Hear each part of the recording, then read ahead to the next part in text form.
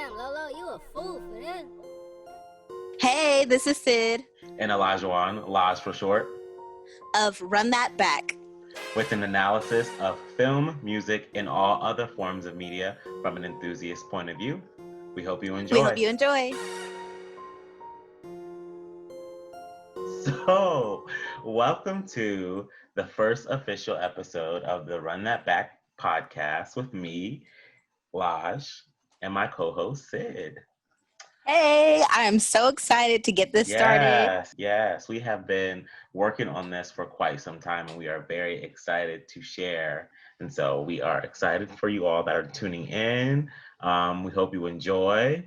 And for this episode, we will be discussing Beyonce's Black is King, the long-awaited Black is King on Disney Plus. Okay. So yeah, what were some of your initial thoughts Black is King? You know, it was definitely a hot topic on Twitter. Did you stay up for the premiere? Where we're at the premiere was 3:00. Did you stay up for it? Absolutely not. I'm old. I feel things much more in my body, and I was like, you know what? I'm gonna leave that for the kids, and I'm gonna watch it. The next morning, which I did, and it was just awe-inspiring to me. I loved it. At first watch was, taking it in more as an extended music video visual experience. But this is much more symbolized. It has more of a narrative. Well, can I say more of a narrative? I felt that there was much more symbolism present than Beyonce or Lemonade. So I was like first viewing it more so as an extended music video and just enjoying the songs that I love from the album The Gift.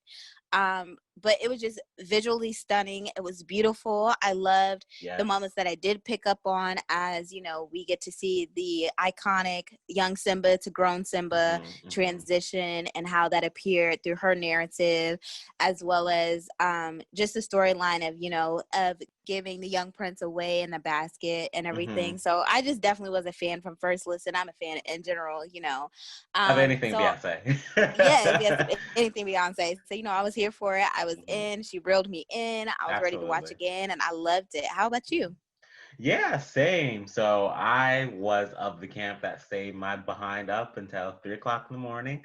I know that's right. It was 3:00. I had an alarm set for 2:30. I got up 2:30. I made myself a cup of tea, and I went out there and I watched, and I was, blown away, which was to be expected, obviously.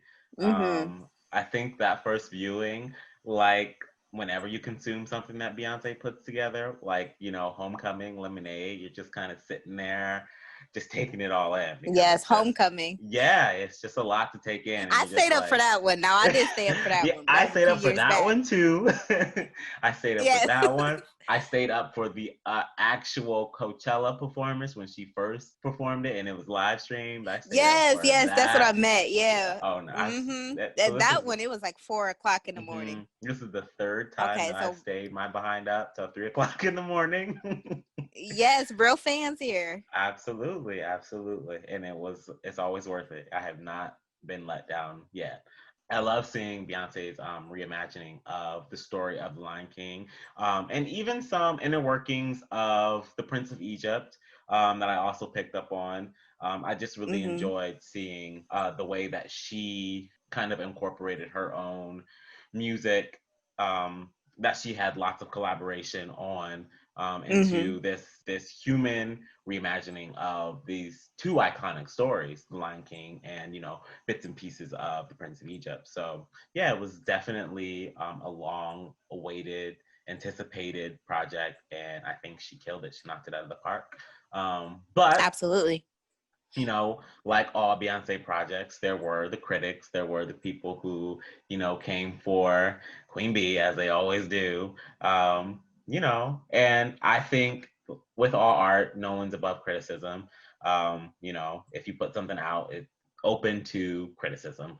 She had her backlash, woke Twitter, which usually I'm a part of woke Twitter, and I think maybe, my bias was coming out, and I was like, whoa, now we're not about to do. Really, you and a bias? Yeah. And some of the arguments I did hear, like I heard, but at the end of the day, I think a lot of those arguments jumped over the fact that this was a retelling of The Lion Mm-hmm. King. And I was just like, Yeah, and it paired with the movie. Like it was just mhm, another movie to mhm. me. Yes, absolutely. And like I'll say that again because for the people in the It back, was a this was a movie. movie. Yes, like I think people just I understand that Beyonce has kind of found this. I don't even want to say it's a newfound political activism because I think she has kind of always been um, honest with her politics. I think Mm-hmm. they've grown. I think they've definitely grown. But in her music, she's always been female empowered. She's always been black as hell. Like people just they forgot. And now there was a moment in her, career, I Am Such First era, where things got a little weird. They did. But like she says in, Find Your Way Back, she found her way back. And, She sure did. she did, and she even made a And whole brought us with documentary her. about it. Yes. Like, listen, I knew I was lost in the sauce, but I reeled my black ass back in. And Mm-hmm. now we are where we are. So, anyways, let's get into, you know, Black is King. So our narrative, like we have already stated, kind of follows the story of The Lion King. So anyone who's seen The Lion King knows that this is a story about like a young lion who is very what's the word ambitious, this very ambitious young lion who has all the courage, and he ends up in a situation where his dad dies, and he has to take the life lessons that his dad has taught him to kind of refine himself and refine his purpose in life, because after his dad dies and he blames himself for the death of his dad, he kind of loses himself and he runs away.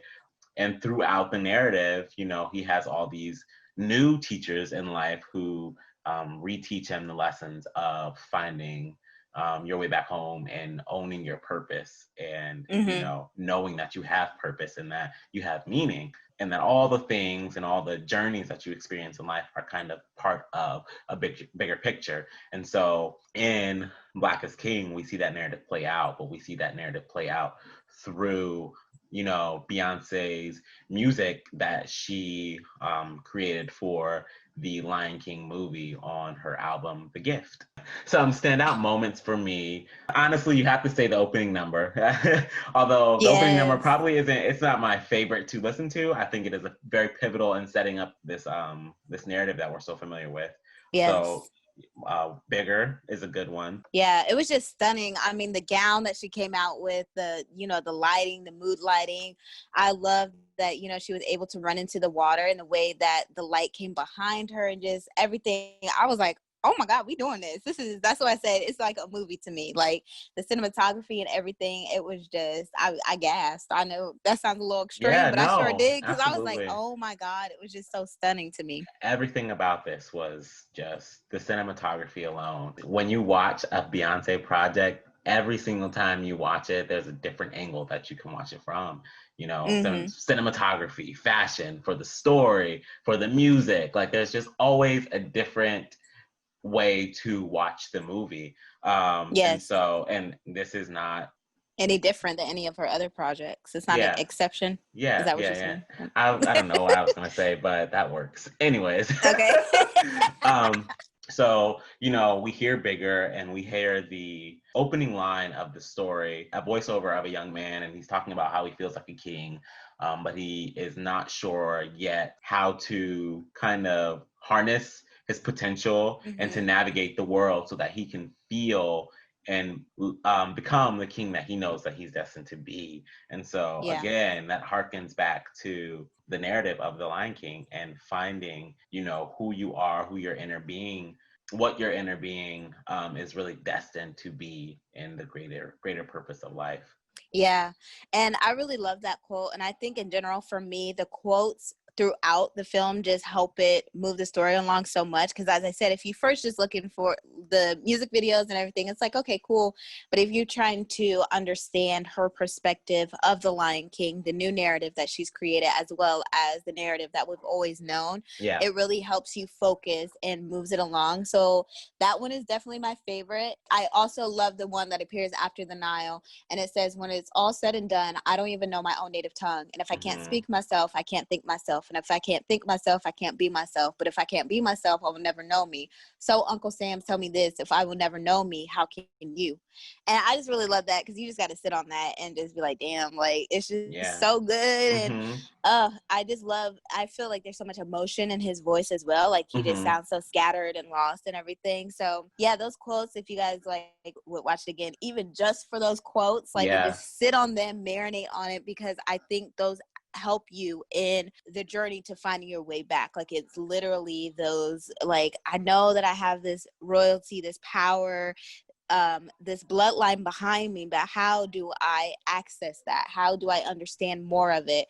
And, you know, that journey that we're all taking to finding our way back, and, you know, loving our Blackness, and celebrating our Blackness. And I just think those quotes just do that so succinctly. Absolutely. Yeah. I think, like you said, the quotes and the monologues in between the songs, really, those are like the narrative. They're the narrative drivers. They drive the story. And then the quote usually always lines up with what's coming next, or with what you just experienced, or whatever visual you just experienced.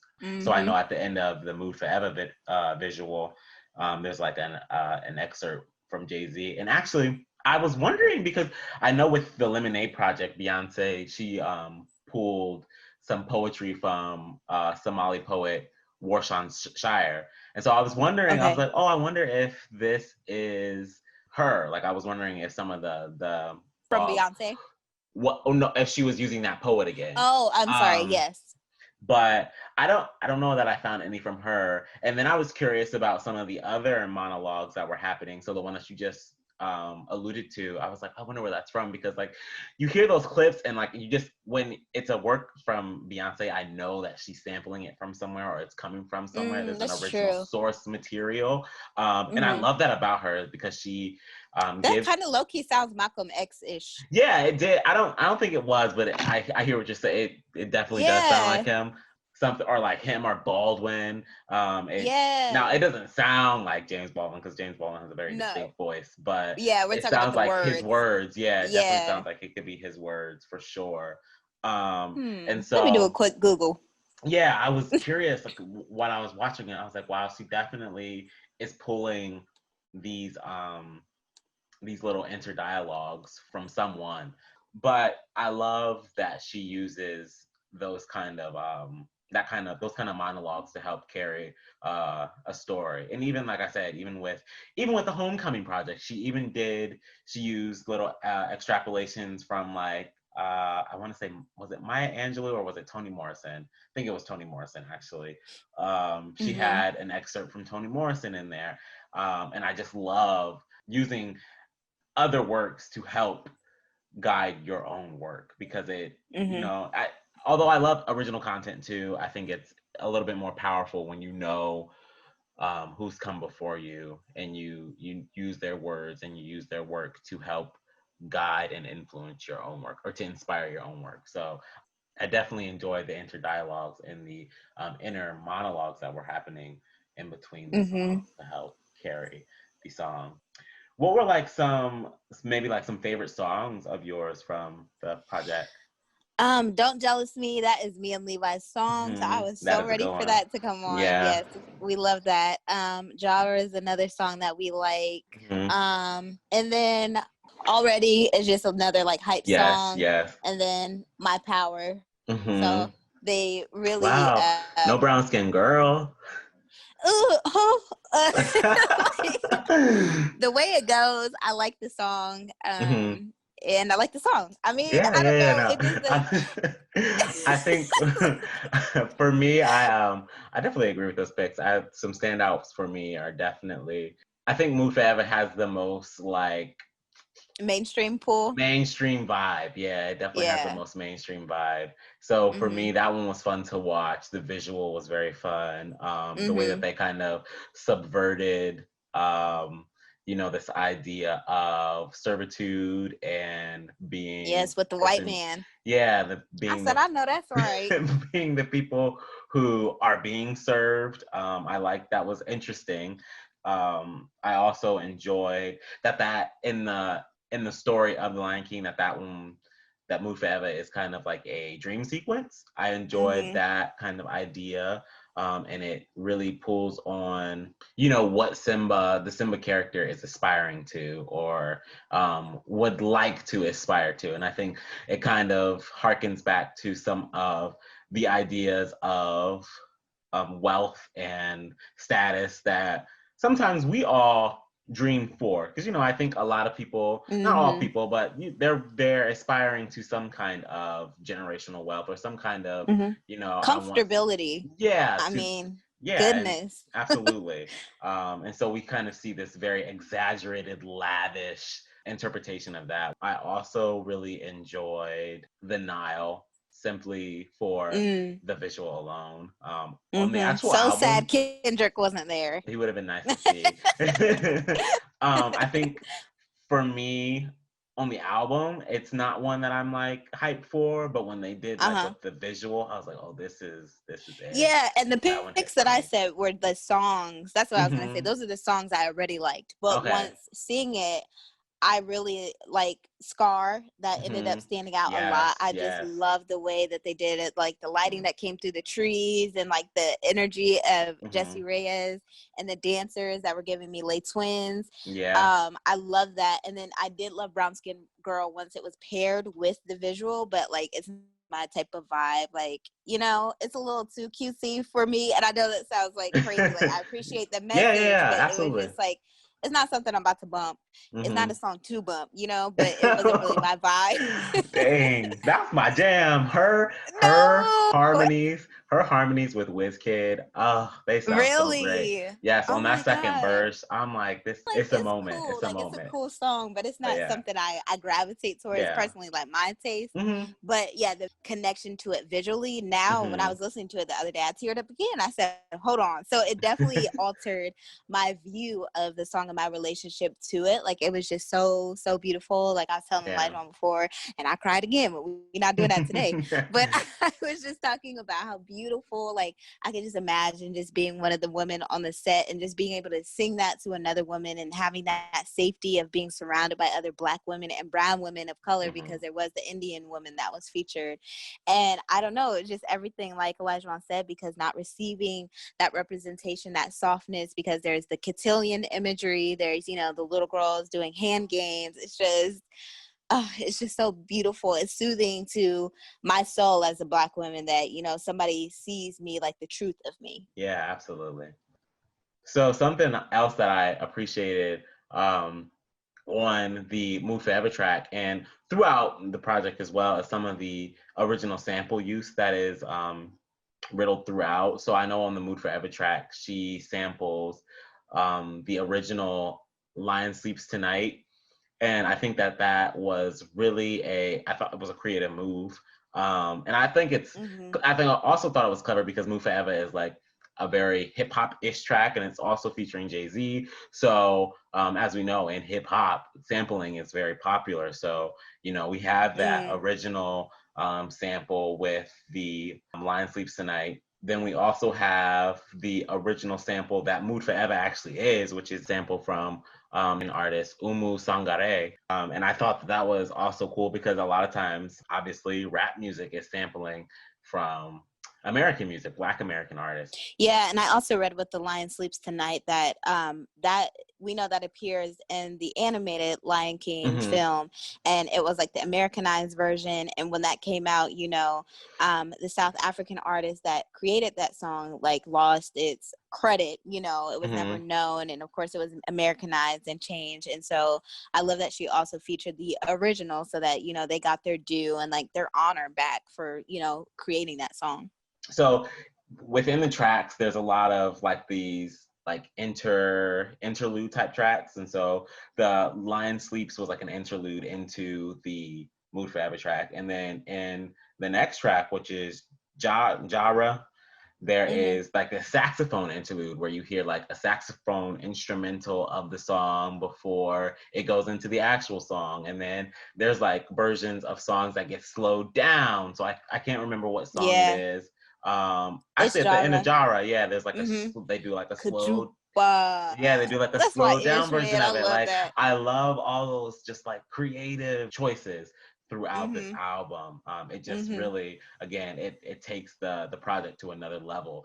With you have the visual element, then you have the music, but then you have like these new reworkings of the pre-existing music, and it just put together that it's just Yeah. beautiful. It's just beautiful. Absolutely. And it's because it's like a part of the Beyonce experience. Like you said, like you could have she sings like Say My Name or something like that. For she's been singing that for years, but then she'll arrange it differently and you're just like, oh my God, that just makes it so much better. You hear different harmonies that just like make it even better than it was before. And I love when she does that. Absolutely. So to get back to the narrative, obviously, like we said, it follows the Lion King. So there is, a lot of commentary about, losing yourself, kind of denial, The finding, castaway aspect. yeah, feeling like a castaway, an outcast, and then, finding some kind of hope, Direction. yeah, direction, in order to, reestablish yourself and to refine yourself. And so one of the scenes in which Simba is, kind of starts to doubt himself is Jealous Me. And so Jealous Me actually features Yemi Alade, who, shout out to her, because in that red fringe outfit, and then in Yes. the Killed it. bodysuit with the hat. Yes. And being a thick Amazing. girl, Yeah, she she works was. it. Oh. But I also love that visual, because you see where Simba is kind of chased out of the Pride Land, if you will. And so he ends up in this very like dark, rundown warehouse where like these stowaway kids are, and there's like this villain that's there trying to suck him in to like quote unquote the dark side, or the bad And he side. questions him. He's saying like, who are you? And that's like one of two spoken dialogue. So I just think that's like so important. And I love that was a choice, that they used there. Clearly sets up the running away of Simba from the Pride Land. And then you see the guy who's in the red, who's supposed to be like the Scar-like figure, and he takes over the Pride Rock and all that. And then we go into the next song, that is Scar, which, the character in the red is a visualization of Scar. And so we see him taking over the Pride Rock, running out, well, not even running him out, killing Mufasa, the Mufasa character, and then running Simba out of I would say running Simba out of town, running Simba out of his kingdom. And so again, we're following that Lion King narrative. So I love seeing the interpretations of the different scenes from the original film and then the reimaginings. Those two that you mentioned are two of the most powerful, in my opinion, representations of the new narrative of Lion King by Beyonce. I just think those were just so good and memorable, as you said. Okay, so yeah, now we were talking about the literal narrative. What about the symbolism? There's so much symbolism in there. What moved you the most, and like helped you think outside of the box in terms of the old Lion King narrative or the new Lion King narrative? So I don't know that this is really symbolism, but one of the quotes, like one of those monologues, is right before the "Don't Jealous Me" visual. And you hear Beyonce, and she comes on and she says that life is a set of choices: lead or be led astray, follow your light or like lose it, or something like that. That line speaks to literally the entire plot of this narrative. And we see throughout the entire story Simba making choices. This choice leads to this choice leads to that. And so we see initially him making some choices that lead him astray, but then later, as the narrative unfolds, we see him making choices that kind of realign him and get him back to where he initially was, right? So he does get lost, he goes astray, but through a series of choices and life lessons, he learns to realign himself and to find himself back, which is literally a song in Black is King. What about yourself? What's some Mm. symbolism or a line or something that stood out to you? For me, I was so captivated by the blue green man. Blue green because it varies based on your eyes. He was Yeah, green to me, yeah. I thought it but was green too. yeah. We had to But do I look. research, y'all. Oh yeah, okay. So to me, there's lots of varying opinions as to who he represents. To me, Hmm. I see Beyonce as a spirit guide. I see him representing the Black audience, the people that are viewing this film and are working on finding their way back. Hmm. But aside from that, like learning that he is credited as being blue, I researched and I looked into what the meaning of blue is. Okay. And it said that there was a color in the times of slavery called haint blue. It was used to paint ceilings of slave quarters. And Hmm. so it was over time used as like Black people taking it back, because I'm sure it was just a nauseating color to look at, but then Yeah, using it yeah. back and, taking their power back, kind of, like the N word. Um, and Reclaiming. doing it. Yes. It is also said to be mimicking the sky to trick ghosts into passing, Mm. when slaves were escaping as well. So it definitely just Hmm. has a great, great symbolism in terms Hmm. of our history Yeah, as Black Americans. And so I think she just wants to uplift the journey. And what we are fighting to get ourselves out of is slavery and the effects of slavery that still absolutely. go on today. So I just think that's, beautiful that she, of course, recognize that. I mean, of course, Hmm. as a Black American woman, but is putting that out there and making that known that this ain't nothing new. Hmm. This has been following us for centuries, and this is our history. Yeah, absolutely. So to me, he just stood out to me because he walked throughout the film with Beyonce. There's moments when we Hmm. passed him in the road. He appears on the steps in Mood Forever. He appears throughout the film. And I chose to look at how he appeared each time. He had varying emotions. In the Okay. beginning, when he's walking along the sand, he just literally looks lost. In Mood Hmm. Forever, he looks sad. And already we know this is big moment where he dances Hmm. right along Beyonce. And because that's towards the middle / end of the film, I take that as, and that's also where Beyonce is painted with the bluish green color as well. Hmm. When she's in the tree with her skin showing through, and then like the blue green striping, that to me is representing their partnership, because Beyonce uses a lot of different cultures, and to Hmm. me, her being the spirit guide makes me believe that she would be the role of the bodhisattva, which Hmm. is appears in Buddhist culture, Buddhist religion, and it's the person that has become enlightened and Hmm. has that knowledge to reach nirvana, but they choose to stay behind to teach and guide others. And so that's Okay. why I personally felt that Beyonce was more the spirit guy, and then the Hmm. blue guy was us, or the person finding their way back. And so, like, Interesting. Yeah. we see the green blue appear on her throughout the film, and then it disappears, and then I feel like she's already enlightened, so she has that comes back with that human form, because that's a part Hmm. of the role of the bodhisattva, is coming back with that human form to aid the people still here that are not enlightened and everything. So it was just so much symbolism, so much impact in that role for me, and I watch him every single time. It's just so captivating for me. Now that you say that, he kind of, like you said, he kind of represents us, the audience, and also like spirit version of the Simba character, right? His consciousness and visualizing literally the different stages of his journey. He's looking from Mm-hmm. an outside perspective. So there's this Yeah. outside Oh, speaking of consciousness. spirits, Yeah, go that's ahead. making me think of the spirits of our ancestors. Since we were talking Mhm. about that haint Mhm. blue, like, Mhm. ooh, I got that Yeah. revelation just now. Okay, so like, just that idea of what slavery and like slaves were fighting for is to be free. So much of that journey from being enslaved to the journey to Mhm. freedom is they had to think so much about not only their own life, but the lives that they were setting up for generations to come. And I feel like giving him that haint blue Hugh is saying, it's the spirits of our ancestors with us. Like, this is for generations. This is all of us coming together. And, like I said, it shows the history of us. This has always been within us. It's in our bloodline, that journey that we're taking from enslavement to freedom, and what true freedom would be for Black Americans. Yeah, yeah. So something else that I think is very important to point out is the collaboration efforts that Beyonce had on the Black is King. Mm-hmm.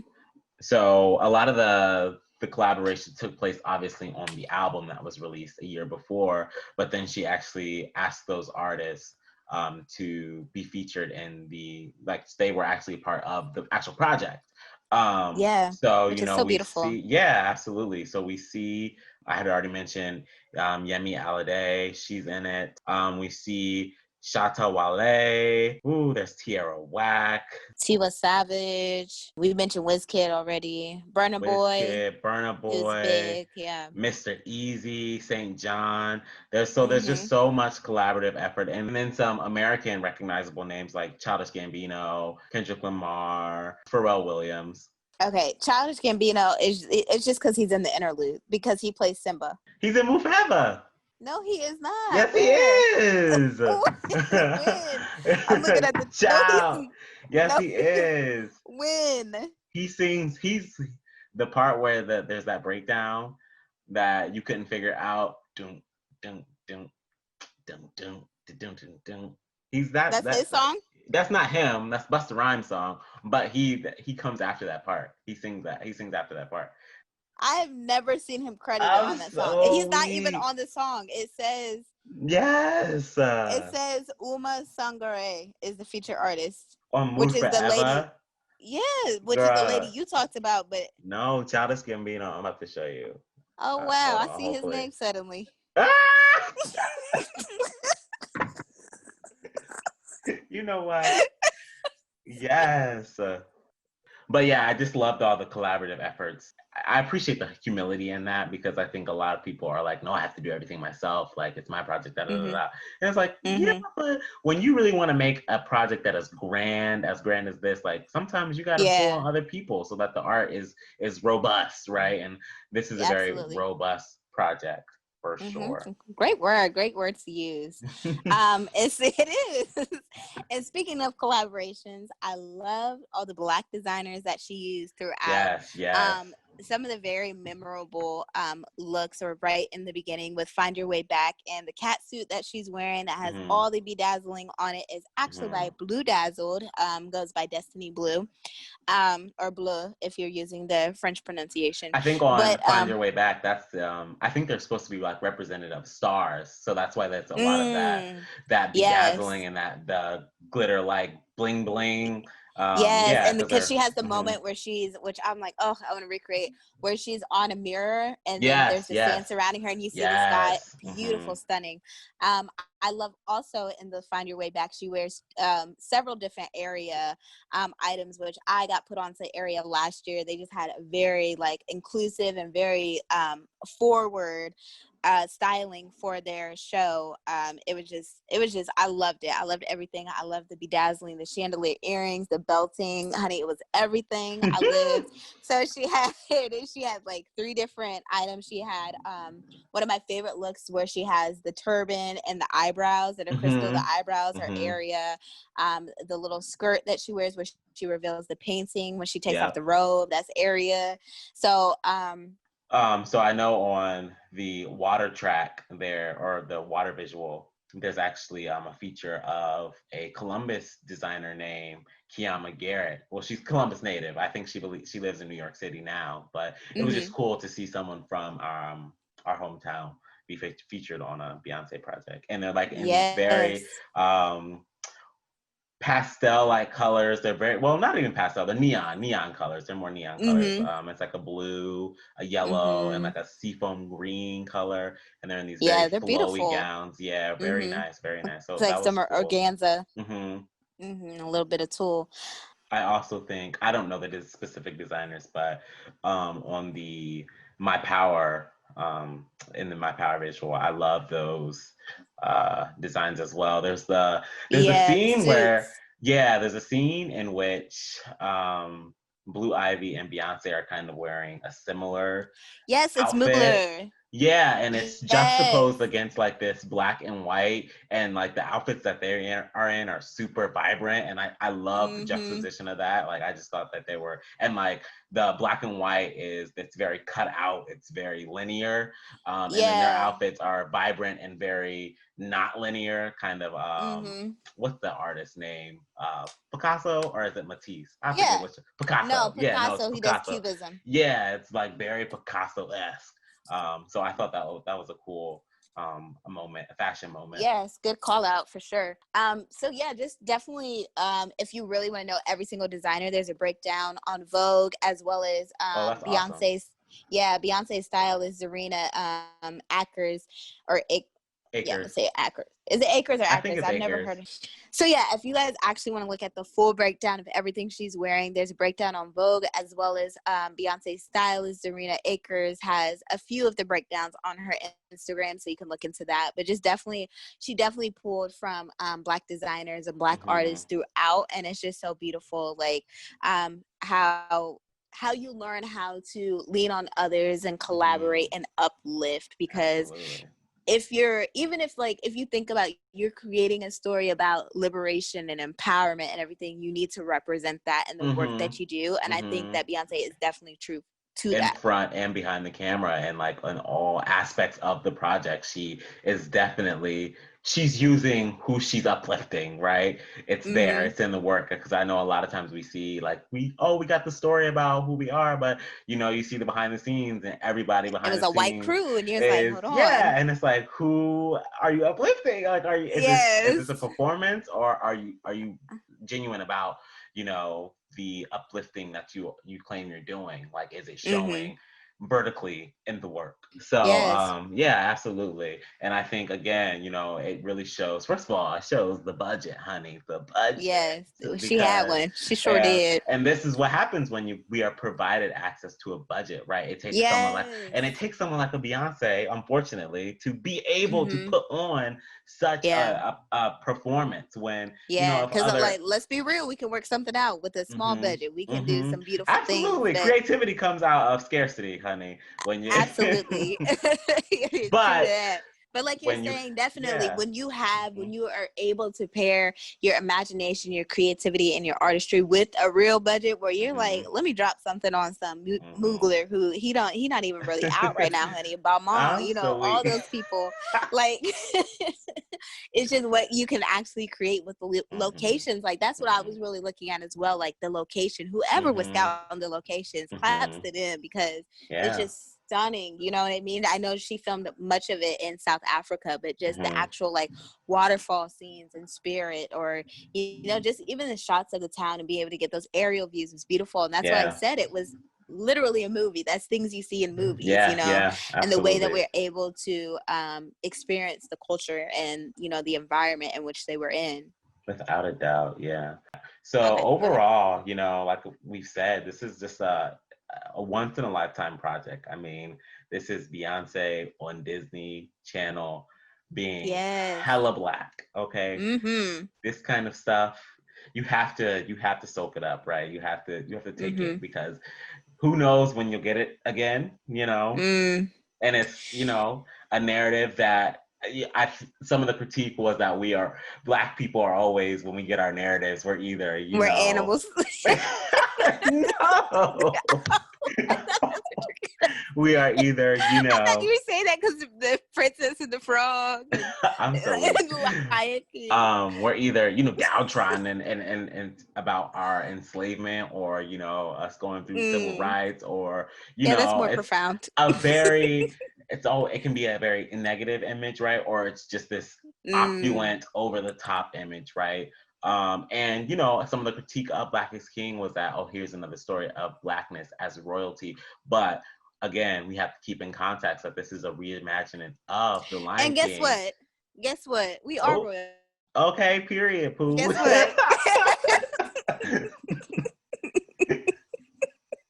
But there is space, and I But I'm understand. serious. Yeah, no, Yeah, I'm serious. absolutely. I hear that argument. I do hear it. But even within the narrative, there are the story it doesn't center around opulence the entire time. We see so many Right. different variations of Blackness, and so to overlook that it's silly, and it kind of It's short-sighted as well. yes, very short-sighted. That's absolutely. So boom, we'll leave it with that. So Yes. after watching, for the however manyth time that you've watched, because I think I've seen it now 6 times. Ooh, I'm Okay. on watch 4. I Yep. think I've seen it 6 times, and I'll probably see it 6 more times because it's 2020, and I'm still watching Lemonade, okay, and I'm still catching Yes. things that I, didn't catch the first time. So Mm-hmm. that being said, why would you run that back? Beyonce's Black is King. I would run it back, firstly, because there's so much on. So, as he said in the beginning, you can look at this film from so many different angles, and it's Mm-hmm. worth looking at from various Mm-hmm. different angles. So, I think just that, as well as just getting that experience of being loved and honored, Mm-hmm. as Alajuwan said, like, we know how it is in Hollywood when it comes to Black actors, when it comes to Black narratives. We don't get the best of that, when it comes to projects that are actually coming out. And so it's just nice to just see something that is just so beautiful, so stunning. We get so many different shades of Black, all the Mm-hmm. way to albinism. So Mm-hmm. it's just beautiful to be loved and seen in that way. So I just think even from that angle, just seeing something that is straight for us, like, it's Absolutely. not pandering, it's not, a half truth. It's for us, it's for our history, as well as, For us, just by running. us. Yes. As well as helping us with that journey and finding our way back. I think this is a step to become comfortable with that idea, because I Mm-hmm. feel like as a Black American, sometimes Mm-hmm. you're not even conscious of how lost you are, or how Mm-hmm. much Eurocentric and white American and just oppressive ideals are placed upon you. So I Mm-hmm. think this is a great beginning to look at different countries that are represented. Like we talked about Mali and Kenya and South Africa and these various countries that are represented in this film, and to research to get an understanding of different tribes, different cultures, and dwellings that are represented here. So I think this is a great starting point to get your feet wet. Absolutely.